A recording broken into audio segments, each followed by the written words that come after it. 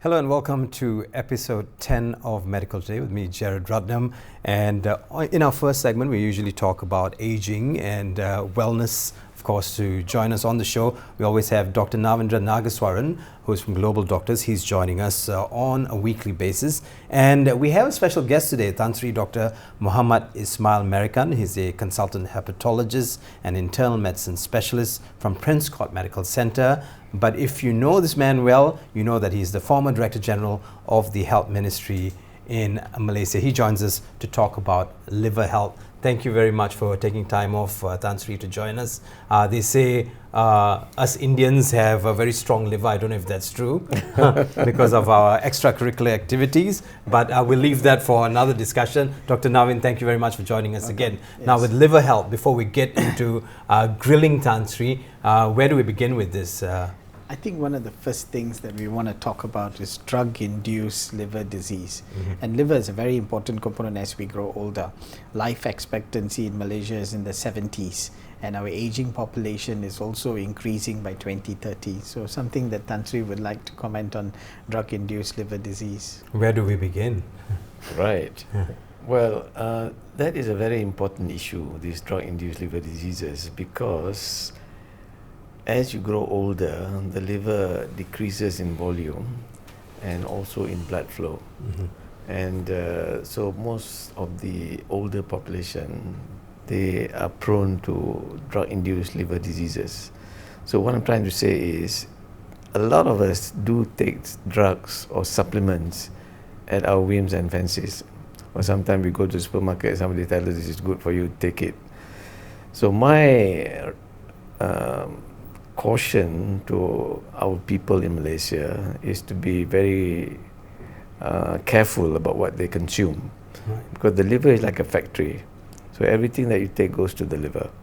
So as you grow older, about a couple of hundred functions of the liver in itself. As you grow older, you tend to get these drug-related liver diseases. Recently, we had one Chinese gentleman who came with severe jaundice and pruritus and all that.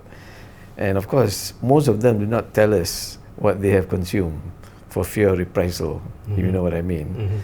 But you have to get a proper history, and you, the patients, must be prepared to tell us what they have been taking in order for us to get to the diagnosis. So more often than not, we find that they have been taking certain drugs or supplements that may have affected their liver function. So when I say that, there are two issues actually. One is the idiosyncratic drug reaction, which you cannot help. The other one is related to the dose that you take. So it's better for you to go and see a doctor, get a proper prescription for whatever malady that you have, and so that you don't steer away from taking unnecessary drugs or supplements. Right, but therein lies the problem. You're talking about this person goes to a supermarket and goes to a pharmacy there, and someone says take this, and people buy it and take it. Now, how are we giving authority to these people to tell us what to take in supermarkets and pharmacies? Well, they have got every right to tell you what to take. I mean, they say, oh, you don't look good today, I mean, you look funny, or we can make you look beautiful and all that. So we are all very vain people, aren't we? So if I come up with an ad saying, if you're feeling fatigued, take something for your liver, we've got a special supplement. Yeah, you have the right to say whatever you like, but it's up to you to decide whether you should take it or not. Right. And that is why you need proper advice for that. Okay, so that's where you gentlemen come in. Dr. Navin. Usually, I mean, there are people who take a cup load of medicines. If you're eating well, you're hydrating yourself well, you really don't need all the supplements. Maybe one or two of the supplements. We'll ask Tan Sri which is the right one to take. But you don't need a handful of A, B, C, everything put together in a cup. You know, it's more like a meal, you know. So maybe Tan Sri, you tell us which is the best you recommend. Well, different people have got different ideas on this, but my principle is very simple. I mean, if you are consuming a normal diet, then there's no need to take any more supplements. But as you grow older, you may need some added supplements to try to keep you, robust as you grow older. And these are things like vitamin C, calcium, vitamin C, maybe omega-3 fish oil, CQ10. That's about all. Okay, if you were to bring it down or narrow it down for everyone across the board, to 3 supplements that everyone should have? Well, that is a very simplistic question. But if I were the person, I would certainly like to take vitamin C, at least 1 gram a day. Vitamin D and calcium is very important, and omega-3 fish oil to bring down the triglycerides. So that's right. There you have exactly. it. And while you're talking about this, what about like preventive? Because these are preventive health. What about vaccines? Vaccine to me is very, very important. Why? Because, well, we have got 2 vaccines in Malaysia related to liver diseases. There is hepatitis A vaccine and the hepatitis B vaccine.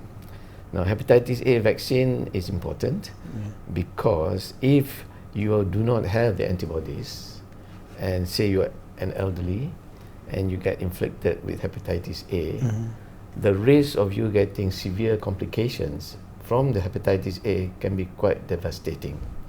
A lot more older people with hepatitis A end up in the hospital. They stay very long in the hospital. They get very itchy. They get very sick, and the quality of life goes down. So why should we subject ourselves to that kind of disease? Just go for the vaccine. But before you go for the vaccination, it is good to check whether you already have antibodies to hepatitis A or not. On your blood test. Because in Malaysia, with the char kway teow and all that, some of you may get hepatitis A naturally. So you already got the it's coming from the oysters. And so you don't need the vaccine. That's for hepatitis A. Now for hepatitis B, it is so important because it is one of the vaccines that can prevent hepatitis B associated liver cancer. Most of the liver cancer that you see in this part of the world is associated with hepatitis B. So if you can prevent hepatitis B, you can prevent liver cancer. But a lot of people do not do that. They just don't bother about getting themselves vaccinated against hepatitis B. That is probably because they feel that it is not necessary. Well, all health personnel and those who work in the labs will have to take the vaccine. But those who are not, they feel that the risk is very low, so they don't need to take. But remember, we have had so many cases of liver cancer coming to us without them realizing that they have liver cancer. So everyone's coming, but a bit too late. Yeah, but when you look at the history, they've had hepatitis B all their life. Right. We're going to take a short break. We're going to come back, continue with this. We also want to talk about non-alcoholic fatty liver disease and some of the problems with regards to the liver. Stay tuned. We'll be right back with more information right here on Medical Day.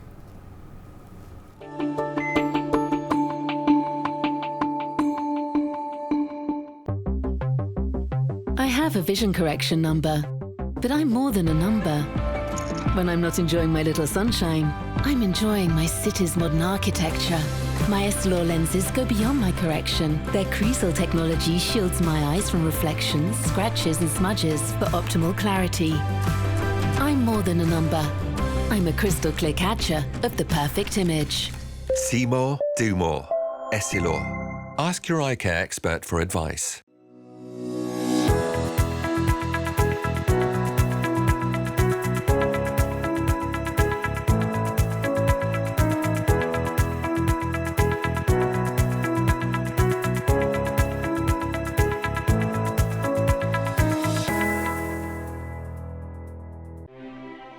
I have a vision correction number, but I'm more than a number. When I'm not sharing ideas with my colleagues, I'm defending my kingdom on the back of a dragon. My Eyezen lenses go beyond my correction. They keep my eyes relaxed to stay focused and protect me from harmful blue light. I'm more than a number. I'm the never tired dragon eye, Aizen. Ask your eye care professional. See more, do more. Essilor.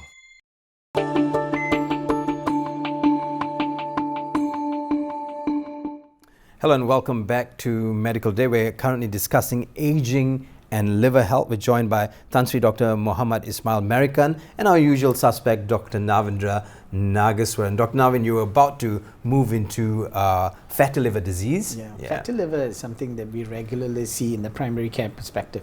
When you do the medical checkups, we see the liver enzymes high. When you do a simple ultrasound, we see fatty liver. But after that, the progression is always depends on lifestyle change. But Tan Sri, you can give some comment. What are the risks? Yes. Fatty liver is becoming the most common liver disease in the world. Yeah. In Malaysia, I think 60% of our population is either overweight or obese. So that puts them at risk. There are certain people who are more at risk to get fatty liver than others. These are people who are diabetics, hypertensive, those with cholesterol problems, those who are overweight, those who are obese, don't do exercise, etc., etc. Now, if you ask the average doctor, if you say the person got fatty liver, it's okay, no problem, no issue, you know, but Yes, exactly. this is my concern.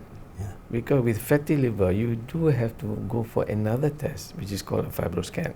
And with that test, you'll be able to see whether the liver is stiff or not. And if the liver is stiff, you need to do something about it. You know, of course. Can something be done about it? It can, of course. But a lot depends on you, on that particular person. Yes. First, of course, dietary modification, exercise. If you are diabetic, make sure your diabetes is well controlled. If you're hypertensive or you have cholesterol problems, make sure those issues are well controlled. Without controlling any of this, you are not going to get rid of your fatty liver. And with fatty liver, you can go on to get chronic liver disease like cirrhosis and even liver cancer. So that's the concern of it. We have had so many patients coming to us with cirrhosis of unknown etiology. But when you look further, you know that the cause is actually fatty liver. So when you say with fatty liver, when the liver becomes stiff, are there any signs and symptoms that your liver has become stiff? No. No. None. None at all. That's right. This becomes a problem, isn't it? I mean, you go to see a doctor, executive suite, you see Dr. Navin, and you find the enzymes are elevated, and or maybe do an ultrasound and find it's a bit bright liver, they send to you. That's all. And you'll be surprised. Oh, have I got fatty liver? Why? You know. So it's a lot of time that you need to spend with them too. You need to spend time, advise them. you just cannot poo-poo it. That's But what I'm trying to say. I have spoken to people who said, "Oh, my doctor said I have a fatty liver disease," but what else did he say? That's it. That's it. Because probably they are not aware of the things that need to be said. Right. Yeah. So if I were to see a patient with a fatty liver, I will spend some time talking to the patient. Can you reverse a fatty liver disease? Non-alcoholic. You can. You can. Liver Certainly is all you can. reversible. Yes, That's the best part about the liver. That is the good news. The bad news is you ignore the fatty liver, allow it to go to cirrhosis and liver cancer. That's the bad news. Then the it's good news harder. is it can be reversed, but a lot depends on you. The lifestyle changes. Yes, Right. certainly. Right. From there, let's talk about liver cirrhosis. Liver cirrhosis is something that's not very much talked about. Yeah. I know of friends' fathers who have died of liver cirrhosis. And how bad is the problem now in Malaysia? Liver cirrhosis is a sort of end stage of liver disease, you know. And if you have liver cirrhosis, your liver is shrunken or scarred, then you are at risk of getting certain complications, which are more common than if you don't have cirrhosis. What are these complications? You can get bleeding, from variceal bleeding. You know, so that means you need to do a scope to find out whether you got varices if you have cirrhosis. Because if you don't do that, then you wake up one morning, you suddenly vomit out blood, and you're wondering why. So that's number one. Number two is ascites, and fluid. The abdomen gets distended, and you're wondering why am I getting a distended abdomen? You think maybe the food that I took last night or something, but it's actually fluid, ascites we call it. That's the second thing. The third thing, of course, is the fact that they can go into liver cancer. They can get liver cancer. Once your liver is cirrhotic, the risk of getting liver cancer is pretty high. So we have to follow them up every 3 to 6 months to find out whether there's anything in the liver from the ultrasound, and do a tumor marker called alpha-fetoproteins to find out whether it is raised or not. Right. At your level, how do you, before a patient even gets to someone like Tan Sri, they have to see primary health care. Yes. Now, at primary health care or at family medicine level, when do you know that alarm bells are ringing and you need to refer them to someone like Tan Sri? Most of the time when you look at the liver enzymes, they already give you an indication. Secondly, and then you repeat the liver enzymes in 2 to 3 months and you don't see changes in their lifestyle, then you need to actually send them, or how long they've been actually having the problem, then you need to send them for further investigations. You can't just leave them, like what Tan Sri said, just ignore it and say it's okay, just change your diet. I had cases of patients who actually take an initiative. Within 6 months, he transformed his whole liver enzyme and he made it back to completely normal by just changing the lifestyle. But you need to explain and spend time with them. If I may add to that, you need not have abnormal liver enzymes to have cirrhosis. That is the danger. Yeah. So Now, you have to be very careful. right. I mean, what would be your parting message to all of us with regards to liver, the protection of the liver, and understanding liver problems? Well, in the first place, you make sure that whatever you take, drugs or supplements, you're guided by a medical practitioner, all right? And don't get swayed by the internet, Yes. or whoever you meet at the supermarket. Dr. Google. Number 2, if there are vaccines that you can take, please take the vaccine. And 3, go for annual checkups and make sure that everything is hunky-dory. Otherwise, you get surprises. Yes, We don't want exactly. surprises. Right. So we don't want surprises, and we want for everything to be hunky-dory when it comes to the liver, because it has a That's lot a of good work to take-home do message. within the body. We'd like to thank Tan Sri Dr. Muhammad Ismail American for taking time off his very, very busy schedule to join us right here on Medical Day. Thank you very much Thank you. for joining us, Thank you. Tan Sri. And one of the best DGs in town. One of the best DJs in town, yes. Well, stay with us. We're going to take a commercial and we're going to come back and give you more right here on Medical Today.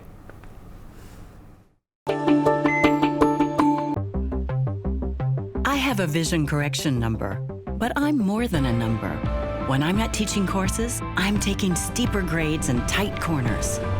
My SLR lenses go beyond my correction. They make my vision as sharp as my reflexes to capture every detail from near to far at any speed. I'm more than a number. I'm a rapidly focusing champion of courses. See more, do more. Essilor. Ask your eye care expert for advice.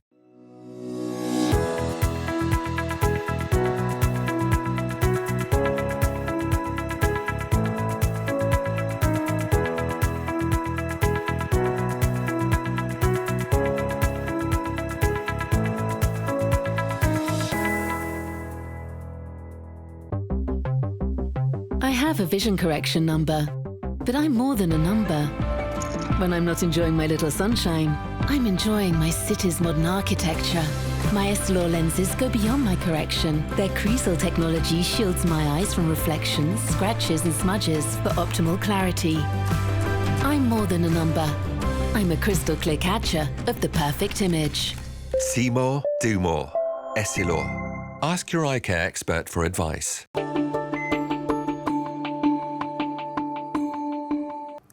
Hello and welcome back to Medical Today with me, Jared Ratnam. This is episode 10, season 2 on BNC. Well, from what we're talking about liver health. We now move into neuroscience, managing stroke patients. Now, I don't know if you know this, but stroke no longer affects those above 50. In fact, it does happen at any age, and studies are now showing that it happens more to younger people than people who are older. So this is a cause for worry. Now, to talk about this, we have our on-site host, Nuratha Amin, speaking to Dr. Goh Kwang Hee, a resident consultant in neurology and internal medicine with a special interest in Parkinson's disease and movement disorders. We also have a stroke patient or strokee or someone who's endured a stroke, joined by Hamswani, who's a physiotherapist, all talking about managing a stroke patient or managing life after stroke. Let's take a look at this interview.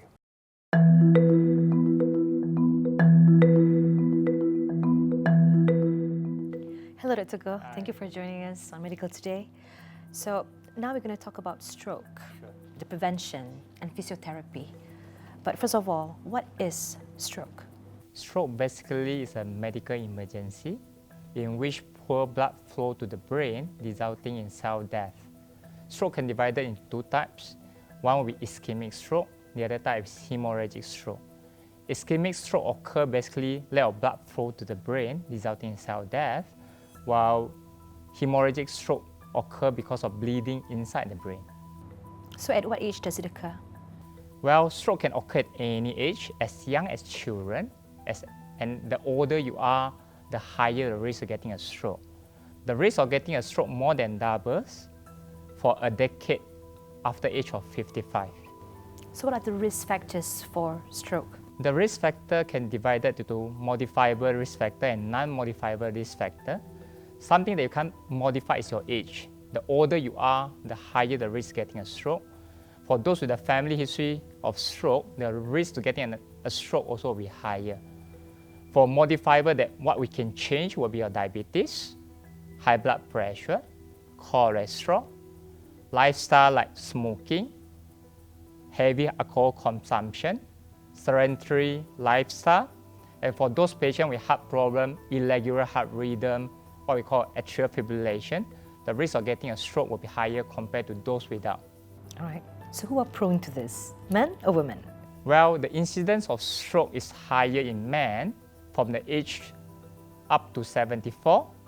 After age of 70, from age of 75 to 84, incidence of stroke is similar between men and women, but after age of 85, the incidence of stroke is higher in female patients. Right, so how do you rule out a stroke? We suspect stroke based on clinical history. Someone having a stroke will have sudden onset of symptom. Sudden onset because all this happens suddenly because of disruption of the blood flow.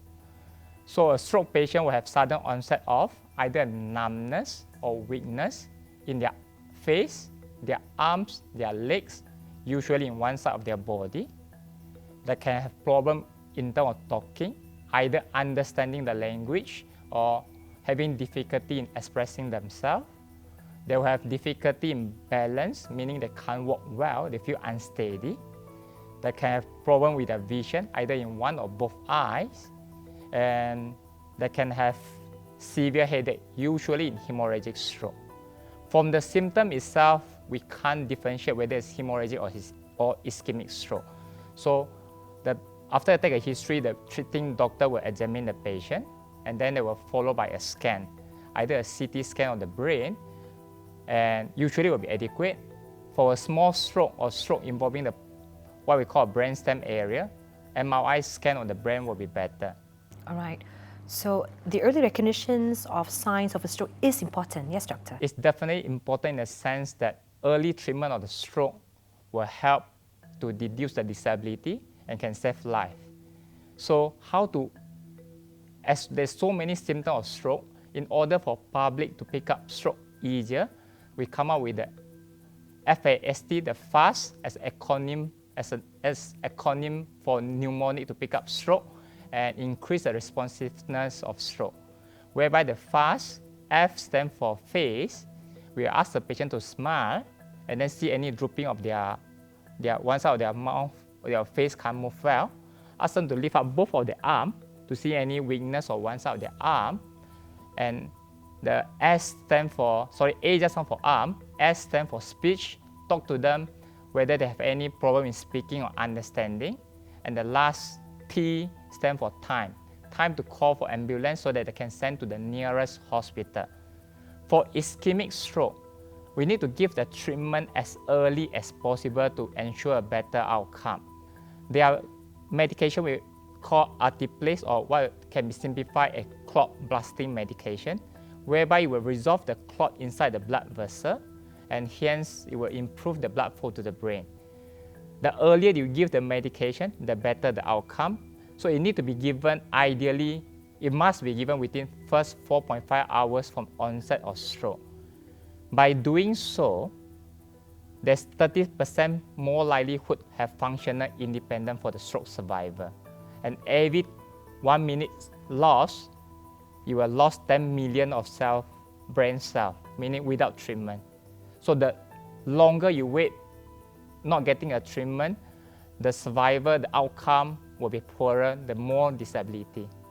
So what are the strategies to reduce risk of having a stroke? So prevention of stroke itself actually can be divided into primary prevention, whereby a person haven't getting a stroke, but will maximize the risk factor to reduce the risk of getting a stroke.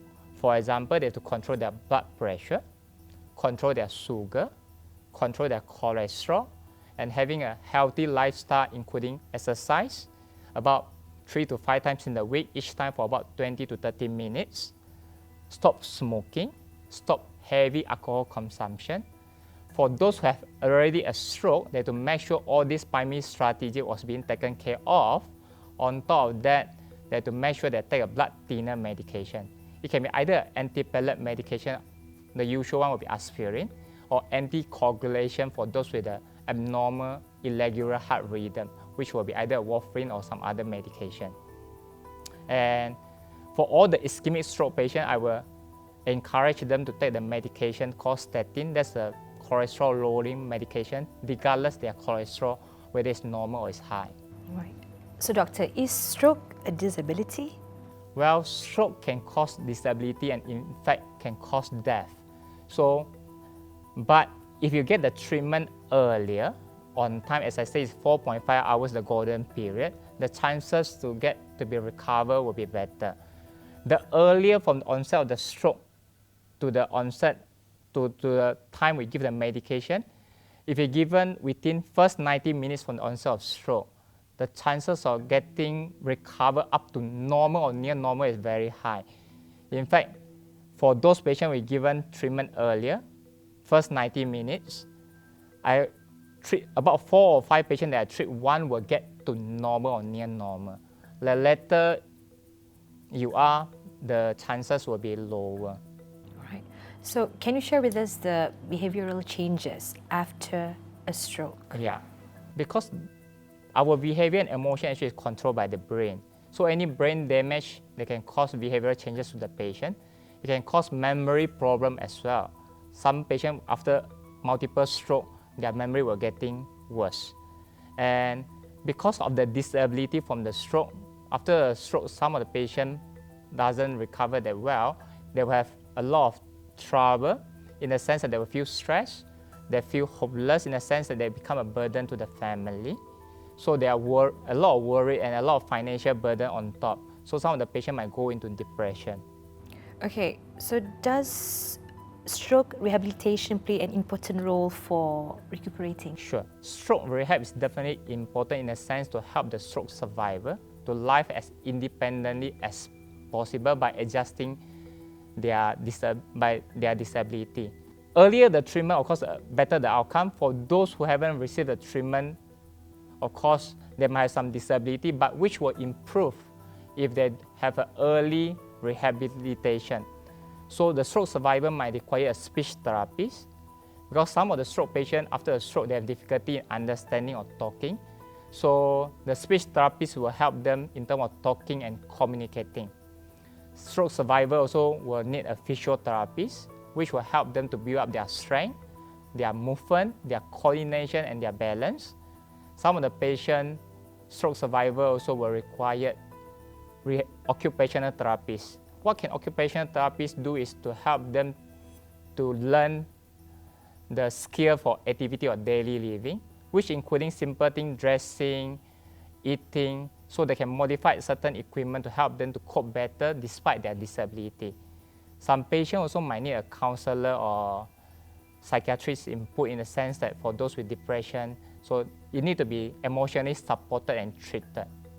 Not to forget about the family as well, because the caretaker will play an important role in terms of rehabilitation and supporting the patient through this journey of stroke. All right, so based on your experience, doctor, how long does the recovery process take for most patients? Process, the best recovery will within the first 3 months will be more prominent.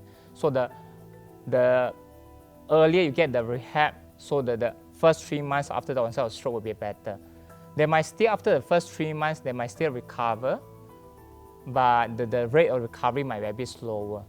If they don't recover after 6 months, usually the disability can be permanent.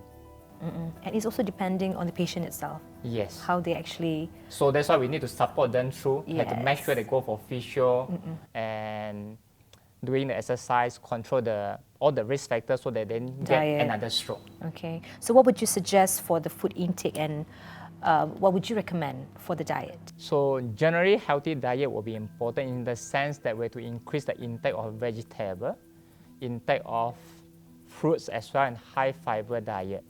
So any vegetable is fine, and at the same time we need to cut down salty food, high calorie food, like if your rice intake is a lot, fast food, all this will resulting in high calorie, high sugar, resulting in obesity. All these are the risk factors to get a stroke. Okay, so doctor, what would your advice be to stroke patients who have recovered?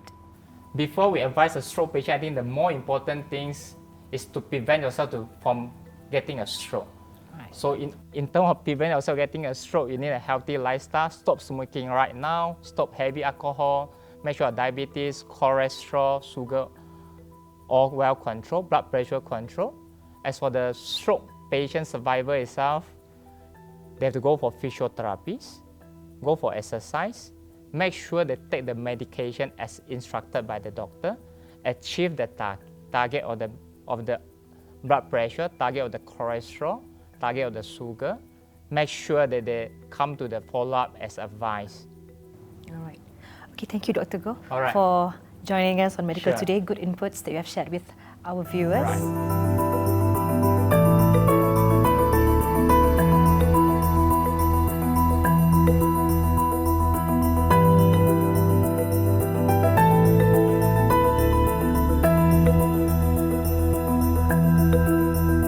罗先生，下午好啊！下午好。你可以告诉我上次你来医院中风的症状吗？就是那天下午突然间就是感觉到这个眼睛哦，它突然间 lose control， 这样好像是不懂为什么，就有人告诉我这个是中风的现象，然后就把我送过来这里。那是你走得到路吗？走不到路了，已经很晕了，晕到很晕啊是给人家扶上车了。 OK， 所以过后你来医院，我们注射了血栓溶解器过后，你的症状感觉如何？就感觉到眼睛它就 OK 了，就没有 double 那个2个影子了。走路也可以走得到，就可以走得到了。 OK， 很好。So， 你有什么东西你要问我的吗？就是听说这个中风，你说我是中风吗？对。但是很多人讲中风放血，到底放血是有效的吗？放血其实是没有效的了。哦。不管是那种流血的中风，或是血管阻塞导致的中风，放血都没有效。哦。因为要注射这个血栓溶解器，是给那种缺血性中风的。越早注射这个药物，其实效果会越好。所以放血其实只是浪费那个时间罢了。哦，所以在什么时间里面要注射呢？是说越早越好，在4个小时半内，从你中风开始到我们注射，都是会有效的。可是越早打越好，所以就说有中风的症状，就需要马上来医院注射了那药物，效果会更加好。哦，像这个就是哪里都有嘞？这个东西还是说这个东西中央医院海边的 HSA 是有，私人医院这间医院跟有其他医院也是有这个药物。所以这个是最有效的方法了啦。给缺血性中风，这个是需要给的治疗啦。可是这个治疗不是说每一个中风的病人都可以给，要懂他的中风的严重度，来跟他带来医院多早。如果太迟了，超过4个小时半，注射这个都不可以注射这个药物了。可是也是需要来医院，因为你毕竟要确定是出血还是缺血性中风。所以那天我来的是真的是中风。你是中风，也是缺血性中风，头晕、走路不好，这些因为是脑干那边影响到，所以你的康复，我很高兴你的康复很好。打了药过后，当天其实你的症状已经好转很多了。对，就感觉看得到东西了，就马上就看得到了。好了。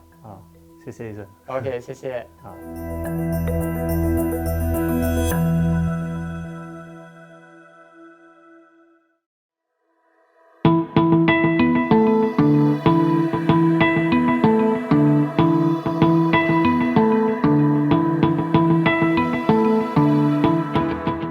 Start the rehab process for a patient as soon as possible when the patient is actually medically fit or medically stable. Once the doctor has given the physiotherapist the green light and there is no contraindications, we would go on with the therapy. As long as the therapy is started, the sooner it starts, the better it is. As for the rehab part, we actually have a golden time frame, which is 3 to 6 months for the rehabilitation process, which is the most crucial period once a patient gets a stroke, therefore after for them to get back on their feet. Yes, definitely, we actually can recover them back to their normal daily activities by actually building up their muscle strength, their confidence level, their independence level, and mostly patients after stroke, they have always not only physically impaired, they also sometimes they have emotional problems. We also have to tackle with those problems as well with these patients. So basically, it's a very holistic approach when it comes to patient and rehabilitating them back to their feet. What are the treatments involved in stroke rehabilitation? It is actually a very vast field in which the treatment in stroke rehabilitation is actually customized from patient to patient. But in basic terms, we actually work in a multidisciplinary setup in which we have physiotherapists, occupational therapists, and also speech therapists. But we physiotherapists, what we do, the most basic treatments that we actually do will be exercise therapy, which involves stretching, strengthening, and also balance control, in which after stroke you see patients have a lot of impaired balance when they are walking or sitting. We also help them rehabilitate that part of it.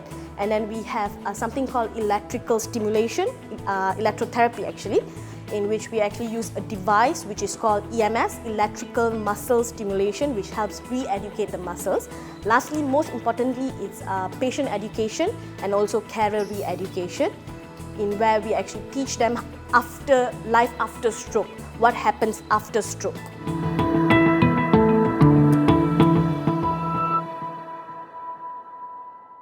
That was a very interesting take on managing stroke patients, a neuroscience segment for you, hosted by Nurata Amin, speaking to Dr. Koh Kwang Hee, a resident consultant in neurology and internal medicine. We also spoke to a patient, a strokey, and Hamzwani, who's a physiotherapist, all talking about managing stroke patients. Stay with us. We're going to come back just after a break, right here on episode 10 of Medical Today.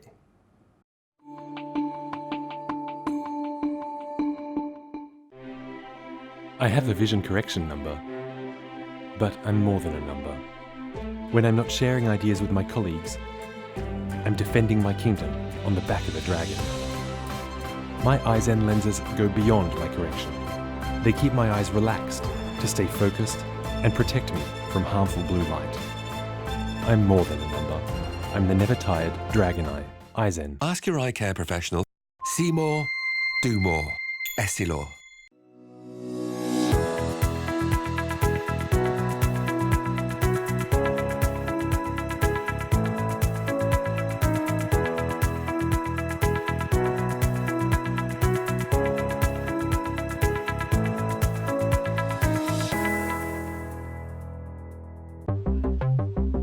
I have a vision correction number, but I'm more than a number. When I'm not teaching courses, I'm taking steeper grades and tight corners. My SLR lenses go beyond my correction. They make my vision as sharp as my reflexes to capture every detail from near to far at any speed. I'm more than a number. I'm a rapidly focusing champion of courses. See more, do more. Essilor. Ask your eye care expert for advice.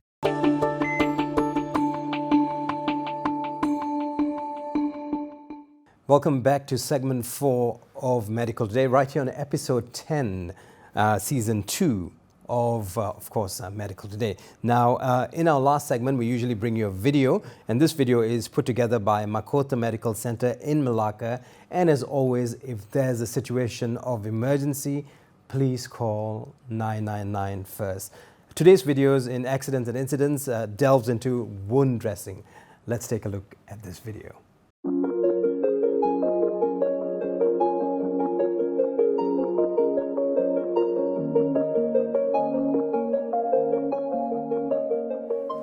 This is a demonstration on wound dressing. Here is the step-by-step instruction. Number 1. Prepare the standard dressing items, which are sterile gloves, apron, mask, non-sterile gloves, dressing set. Ensure patient is in a comfortable sitting position.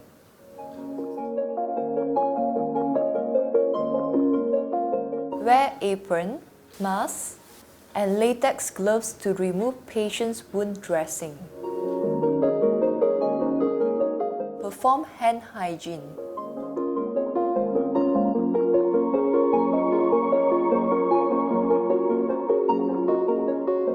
Open the outer layer of dressing set.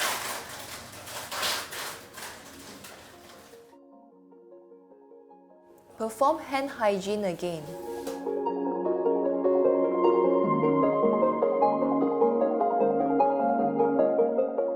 Wear sterile gloves.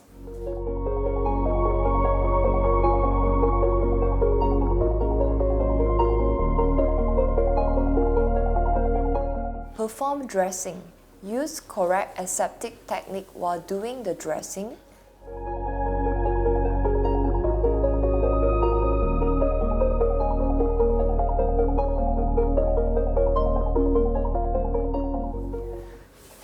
Clean the wound from clean to dirty area without touching other areas.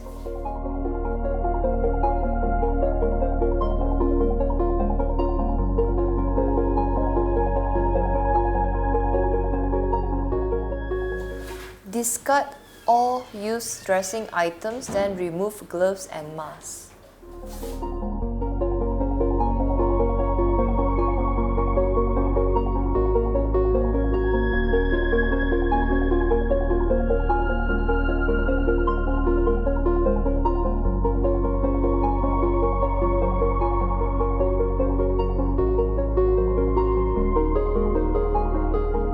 After removing gloves, discard all used dressing items and masks. Lastly, perform hand hygiene as it is the single most effective action to reduce infection.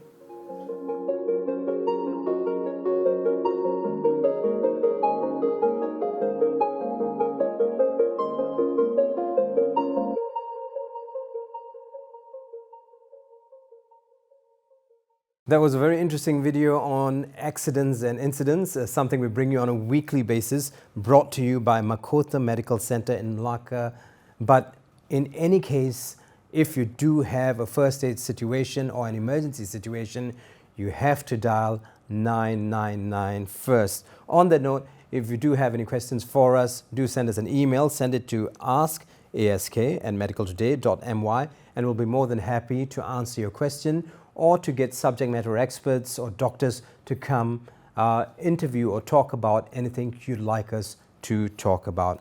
Just to give you a heads up, in episode 11, we'll be talking about IVF and laparoscopic surgery in common gynae diseases. Joining us then will be Dr. S. Selva, resident consultant, obstetrician and gynecologist, and also a patient, Ms. Lee Siu Fa. They'll be both talking about IVF and laparoscopic surgery in common gynae diseases. On that note, I'm Jared Ratnam signing off. You have a great day and a fantastic week ahead. Bye-bye.